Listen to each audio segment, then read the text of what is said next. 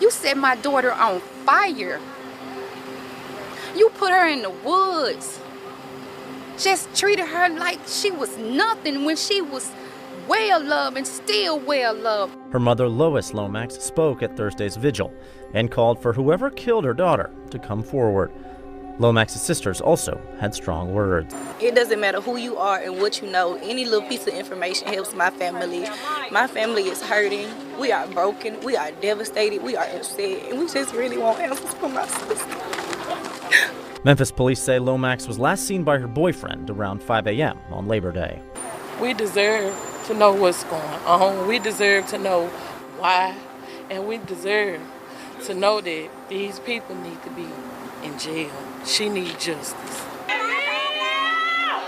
The family and friends of Dominique Lomax released green and white balloons together on Thursday evening to honor her memory. At 4:33 a.m., the Memphis skyline was still sleeping. The city lights glowed faintly under a thick, restless sky, and the air along Sweeney Road hung heavy with the smell of smoke and diesel. It was quiet, too quiet, until a single call to dispatch broke that silence. Possible fire, maybe trash burning by the roadside. When the first patrol car rolled up, officers expected another illegal dump fire. Tires, maybe a pile of waste. Memphis sees its share of those. But as flashlights cut through the haze, the smoke carried something else, something metallic, sharp, and sickening. The closer they walked, the clearer it became. These weren't discarded things. These were human remains. Someone had set fire to a body on the side of the road. Someone wanted the evidence to disappear, to turn flesh and identity into ash. But the fire couldn't erase her completely. Beneath the charred remains, fragments of a story waited to be uncovered. And soon, Memphis would learn her name, Dominique Lomax. To the people who knew her best, Dominique, known simply as Dom, was sunshine and steel rolled into one. Born and raised in Memphis, Tennessee, Dominique grew up in a house full of sisters, laughter, and constant motion. Her mother used to say that raising Dominique was like raising the sun, bright, unpredictable, and impossible to ignore. She was one of those people who could walk into a room and instantly shift its energy. From church on Sundays to block parties on weekends, she was always surrounded by family. Her sisters called her the glue, the one who checked in on everyone, who kept them together when life got messy. Dominique had dreams, but she also had responsibilities. She was a mother, working long hours to provide for her young son the center of her world. Every shift, every side hustle, every prayer was for him. She wanted more than survival. She wanted to build something lasting, stability, safety, a future her child could be proud of. She wasn't just tough, she was sharp, funny, and protective. Friends said she had a way of reading people fast and defending those who couldn't stand up for themselves. But she also had a softer side, a kind of warmth that pulled people in. Online, her social media reflected that duality. Smiling selfies, R&B lyrics, quotes about self-worth and peace, and posts reminding others not to let the wrong people back into their lives. She looked fearless, grounded, in control. But as many of us know, sometimes the strongest smiles hide the deepest battles. It was Labor Day weekend, early September 2023. For most of Memphis, it was a long weekend, barbecues, family, and late-night gatherings. For Dominique, it was supposed to be calm. She'd spent time with her son, gone to her hair appointment, and texted with her sisters. She'd even told a few friends she was ready for a fresh start. Something had been weighing on her, but she didn't say what. She just sounded like someone who wanted a reset. That weekend, she was also in touch with her boyfriend. According to him, she planned to meet someone she knew from the neighborhood, a man he called Rico. There wasn't much context, but Dominique didn't seem alarmed. It was supposed to be quick, just a visit, nothing unusual. But that night, nothing about it would turn out ordinary. The morning of September 4th, 2023 was still dark when Dominique was last seen alive. Around 4:45 a.m., her boyfriend told police he dropped her off near the Highland Meadows Apartments, a complex not far from Airways Boulevard. He said she stepped out of the car with her camouflage backpack and phone in hand. Before walking off, She texted the man she was supposed to meet. "I'm finna walk in." Seconds later came the reply. "Walk in where?" Then nothing. Her phone went silent.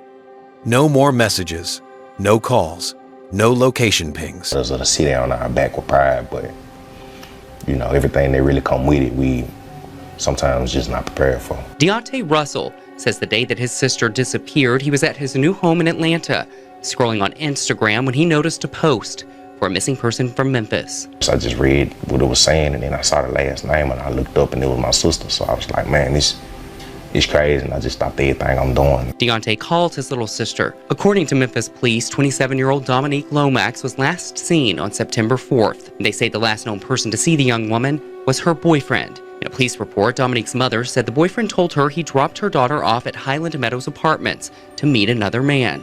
The boyfriend said after he dropped Dominique off, she sent a text to him saying that she was walking in.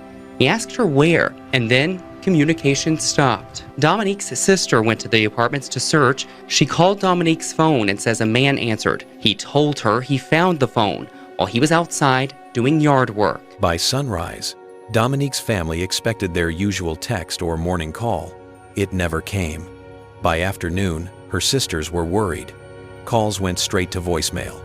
Texts didn't deliver. By evening, that quiet unease had become full-blown fear. Dominique's family didn't wait long to act. Her sisters began posting her photo across social media.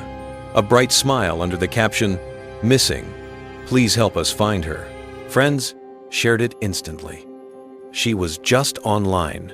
She wouldn't disappear like that. Hope still outweighed fear at first. Maybe her phone had died. Maybe she needed space. Maybe she'd show up like she always did, laughing off the panic. But as the hours stretched into days, the possibilities narrowed. On September 5th, her family filed an official missing person report. Police documented her last known location, the text messages, and her boyfriend's statement. Then came a post from Dominique's sister that tore through social media like a lightning bolt. "If you know me, then you know this is my sister Dominique. She was last seen being assaulted and dragged into the car of her estranged and violently abusive boyfriend yesterday in the Whitehaven area. I'm embarrassed putting my sister's business out there, but I can't stay quiet.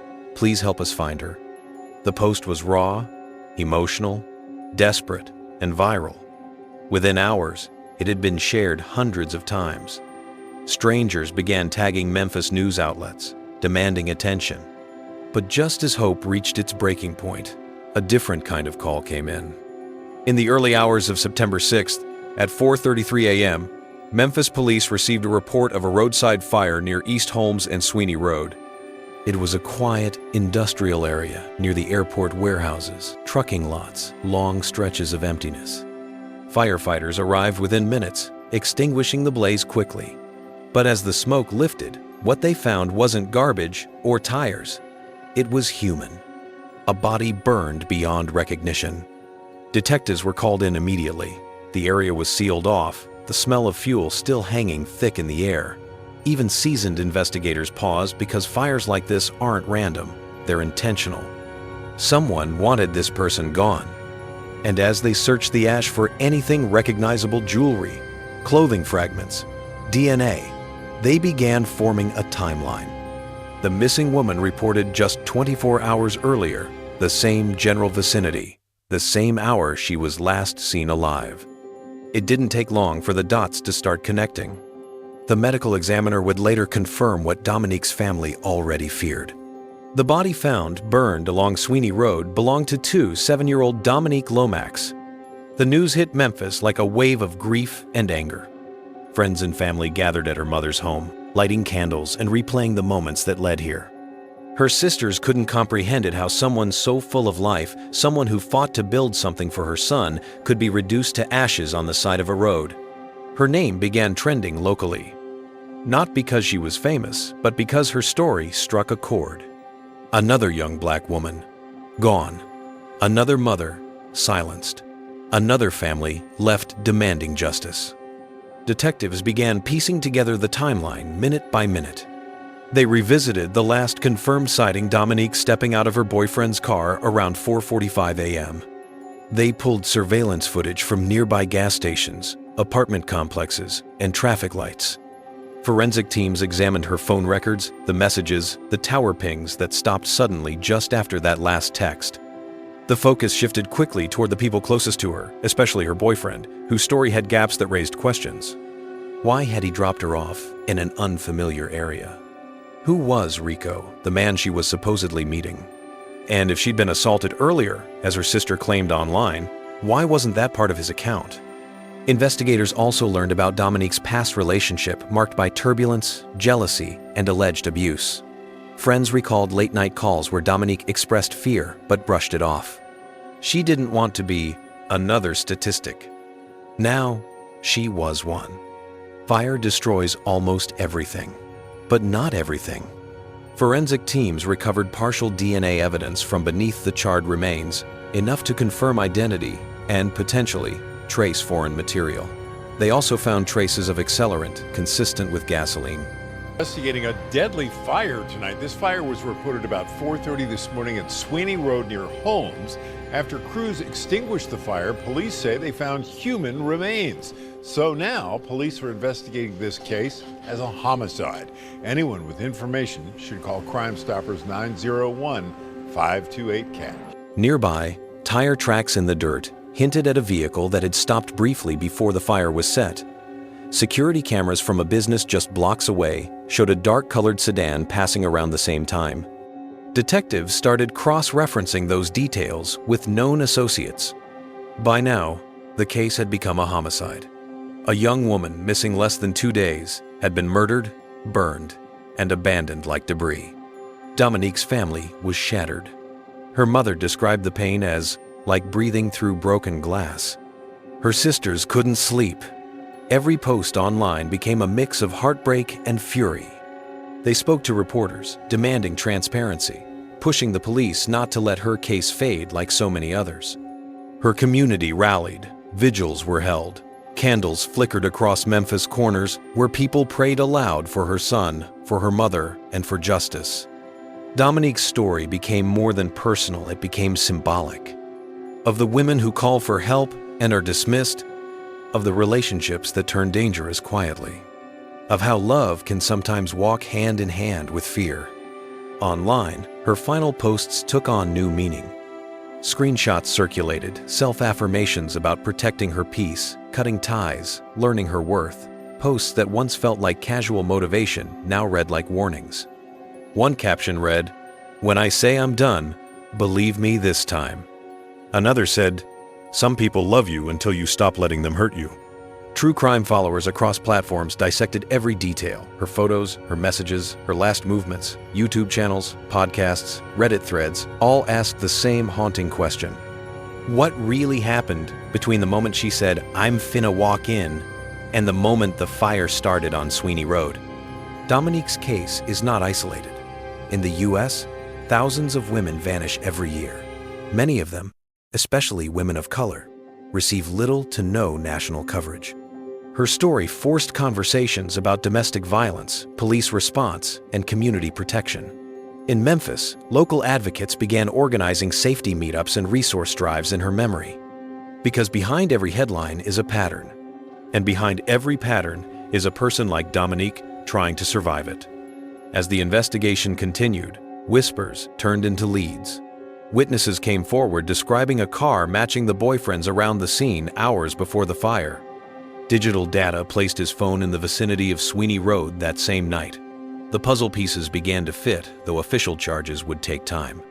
Every day without an arrest added another layer of pain for Dominique's family, but they stayed visible, vocal, and united, keeping her name alive in the media, refusing to let her fade into another cold case. They created online pages dedicated to her memory, not just as a victim, but as a woman who loved deeply, laughed loudly, and deserved better. Today, Dominique Lomax's name stands as both a wound and a warning. Her story is a reminder that abuse doesn't always announce itself loudly.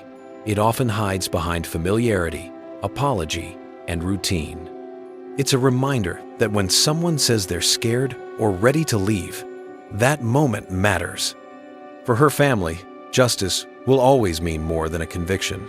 It's about awareness, It's about making sure another woman doesn't end up on a roadside at 4 a.m. Her story told only after the flames.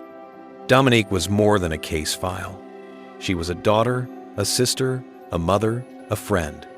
She was the girl who could turn an ordinary day into laughter. The one who texted, "I'm finna walk in," not knowing it would be the last words she ever sent. If you've stayed with this story, remember her name, Dominique Lomax. Her story is a testament to resilience, but also a call to action, to listen when someone says they're afraid, to speak up when silence feels safer, and to protect those who might not be able to protect themselves. If you're into real true crime stories, stories that don't just chase headlines but seek humanity, subscribe for more like this. Because every story deserves to be told, and every name deserves to be remembered.